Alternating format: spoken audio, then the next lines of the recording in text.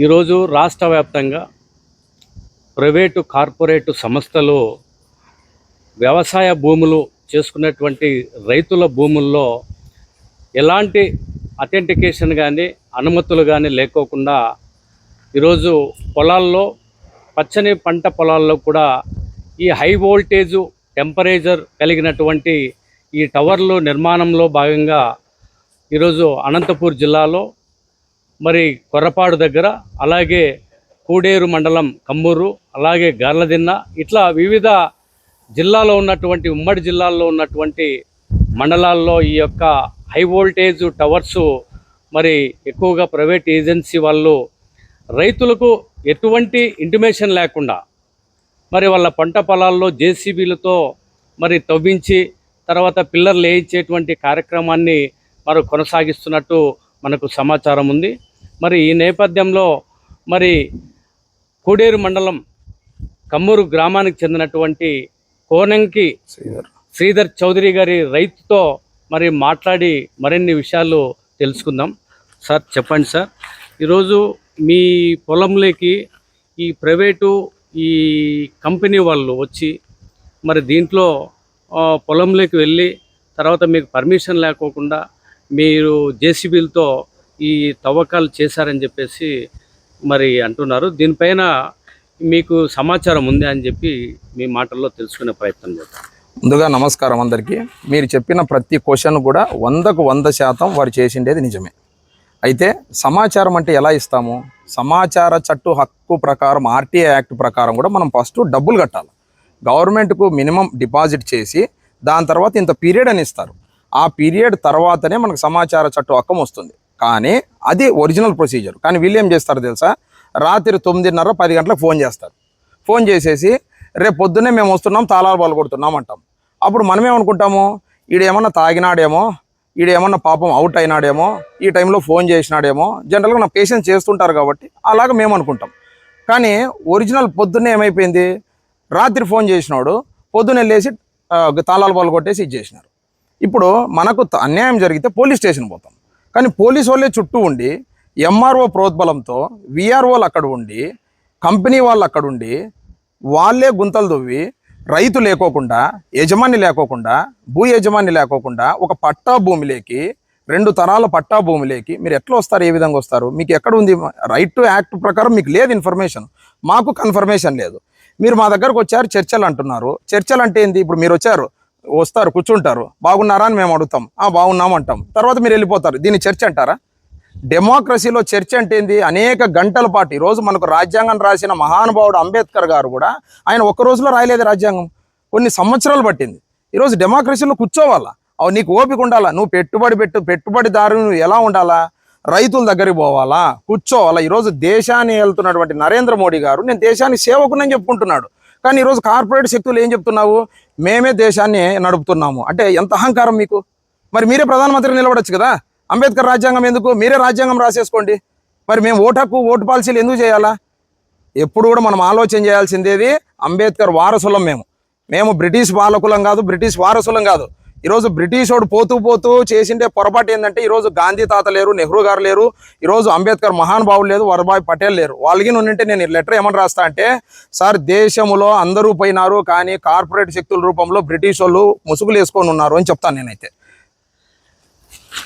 మరి ఇప్పుడు మరి రైతు మాట్లాడినటువంటి విషయాల్లో కొన్ని విషయాలు ప్రస్తావనకు వస్తే, ఈరోజు కార్పొరేట్ సంస్థలు సరైన సమాచారం లేకుండా ఇక్కడ రైతుల యొక్క వాళ్ళ పరిస్థితులు ఏమనే తెలియకోకుండా ఇటువంటి దౌర్జన్యకరమైనటువంటి పద్ధతుల్లో మరి ఈ రకంగా రావడంతో రైతులు మరి ఈరోజు వారు ఇచ్చేటువంటి రెమ్యునరేషన్ కానీ ఇతరాతర పరంగా కానీ సరైనటువంటిది లేకపోవచ్చు అని చెప్పి అంటున్నారు. మొత్తానికి ల్యాండ్ అక్విజిషన్ యాక్ట్ అనేది కూడా సరైనటువంటి ప్రైవేటు కార్పొరేట్ శక్తులకు కూడా ఇది అప్పజెప్పడం వల్ల మరి ఈ ఉమ్మడి జిల్లాల్లో ఉన్నటువంటి రైతులు చాలా భవిష్యత్తులో చాలా ఇబ్బందికరమైనటువంటి పరిస్థితులు ఉన్నాయని చెప్పి చెప్తున్నారు. మరి ప్రధానంగా ఈ యొక్క పోలీస్ వాళ్ళు ఈ అత్యుత్సాహాన్ని మరి వాళ్ళ భూముల్లోకి వెళ్ళి మరి వాళ్ళ తీరు ఏ విధంగా ఉన్నది మరి తెలుసుకుందాం. సార్ చెప్పండి సార్, పోలీస్ వాళ్ళు మీ భూముల్లోకి రావడం మరి ఏ విధంగా మీరు భావిస్తూ ఉన్నారు? అంబేద్కర్ రాజ్యాంగం ప్రకారము పోలీసులు ఎప్పుడు భూములేకి ఇన్వాల్వ్ కాకూడదు. ఈ సాధారణ చిన్న పల్లెల్లో వ్యక్తిని అడిగినా చెప్తారు, ఎందుకంటే సివిల్ కేసు ఇది. అవును. కానీ పోలీసులు అక్కడ ఉన్నటువంటి సిఐ రాజు గారు వారి ప్రోద్బలంతో కానిస్టేబుల్స్ ఇక్కడ ఇక్కడ ఇంకో విచిత్రం ఏంటంటే రిటైర్డ్ అయిన డిఎస్పీలు కూడా వచ్చినారు. ఇది ఇంకా విచిత్రం, విడ్డూరం. అసలుకి రిటైర్డ్ అయిన వాళ్ళు హ్యాపీగా ఇంట్లో కూర్చోకుండా ఇంకా డ్యూటీ చేస్తామంటే అది అన్క్వాలిఫైడ్, అంటే డ్రెస్ లేకోకుండా రిటైర్డ్ అయిన డిఎస్పీలు కూడా భూములేకి ఎంటర్ అయిపోతున్నారు. అంటే వ్యవస్థ ఎటుపోతుంది. ఈరోజు పోలీసులు అంటే మాకు గౌరవం ఉంది, పోలీసులు అంటే మాకు బాధ్యత ఉంది. ఎందుకంటే కరోనా టైంలో, కరోనా ఫస్ట్ వేవ్ సెకండ్ వేవ్లో మీరు మేము కలిస్తేనే దేశం నిలబడింది. కార్పొరేట్ శక్తులు ఏడున్నాయి? ఈరోజు పోలీస్ వ్యవస్థకు నేను ఒకటే రిక్వెస్ట్ చేస్తున్నా, కరోనా టైంలో డాక్టర్లు అంటే మేము, పోలీసులు అంటే మీరు, మనం ఇద్దరం కలిస్తేనే దేశాన్ని నిలబెట్టినాం. ఆ రోజు కార్పొరేట్ శక్తులంతా ఎక్కడ కూర్చున్నారు? ఏసీ గదుల్లో కూర్చున్నారు, ఏసీలు బంద్ చేసుకొని కూర్చున్నారు, ఎందుకంటే కరోనా వస్తుందని.